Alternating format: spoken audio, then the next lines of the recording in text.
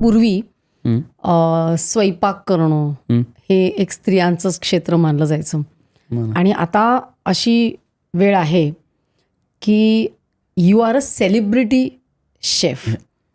तर हे सेलिब्रिटी हा टॅग कसा लागला तुला?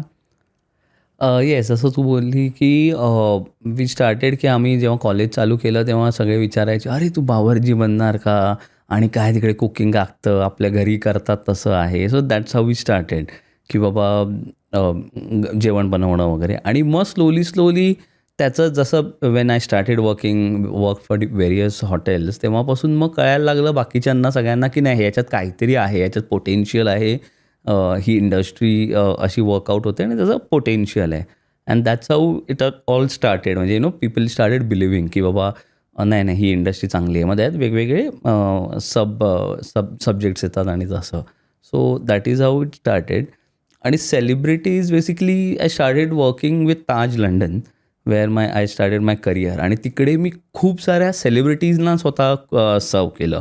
स्वतः कुक करून त्यांना सर्व केलं. आणि ताजचं तुम्ही सगळे ताजला आपण जातो, आपल्याला माहिती आहे गेस्ट इज ऑलवेज राईट. आणि रतन टाटा साहेबांचं ते एक असतं की तुम्ही खुश करा गेस्टला. सो ताजला तसं होतं. मोठे मोठे सेलिब्रिटीज यायचे, जसं मिस्टर अमिताभ बच्चन, मिस्टर तेंडुलकर, राज ठाकरे साहेब किंवा एव्हरीबडी राईट, अनिल अंबानी साहेब, मुकेश अंबानी साहेब, एव्हरीबडी जेव्हा ते फेमस होते त्या दिवसातले ते सगळे रेग्युलर यायचे आणि we used to cook for them. आणि तेव्हा सिस्टीम कशी होती त्याची की त्यांचे पी-ए किंवा त्यांचे जे कोण म्हणजे जवळचे फ्रेंड्स आहेत ते तुम्हाला बोलवायचे त्यांच्या रूमवर आणि एक मेन्यू फिक्स करायचे की यांचे हे डायटरी प्लॅन्स आहेत, हे यांचं मील यावेळेला असं पाहिजे. आणि मग तशी सगळ्यांशी भेटायला ओळख झाली. Salman Khan, Shahrukh Khan, all of them, Aamir Khan. आणि प्रत्येकाची वेगवेगळी आवड असायची. सो आवड आता जसं शाहरुख खान सगळ्यांची सगळ्यात खूप चांगला असं, सेम विथ सलमान खान. पण हां, त्याचं असं की बाबा क्या आज लंच में क्या है, क्या मीट क्या मिलेगा, असं वगैरे त्याचं असायचं. तसं आता आमिर खानला आला एकदा आणि मला बोलावलं की तर मग आम्हाला जायला लागायचं याच्यात रेस्टॉरंटमध्ये जायला लागायचं. तर आमिर खान लाईक की असं खांद्यावर वगैरे हात ठेवून की शेफ मेरे को बिर्याणी देना लेकिन मेरे को राईस ज़्यादा चाहिए. म्हणजे कोणाकोणाची काय आवड असते. जसं मिस्टर अमिताभ बच्चन ते प्युअर व्हेज आहेत. तर त्यांना बेसिकली अल्फ्रेडो म्हणजे आपला व्हाईट सॉस पास्ता खूप आवडतो, स्पगेटीवाला. तर क्रीम बेस त्यांना तसा तो म्हणजे तेव्हा कसा करायचास तू तो? So basically it's about garlic. Main तर गार्लिक आहे. त्याच्यानंतर त्याचं एक रू बनवली जाते. म्हणजे बटर मैदा इक्वल क्वांटिटी घ्यायची आणि त्याच्या 10 टाइम्स दूध घ्यायचं आणि मग तो बनवायचा. व त्याच्यात एक असतं की चांगलं विस्क करायला लागतं, नाही तर लम्स येतात.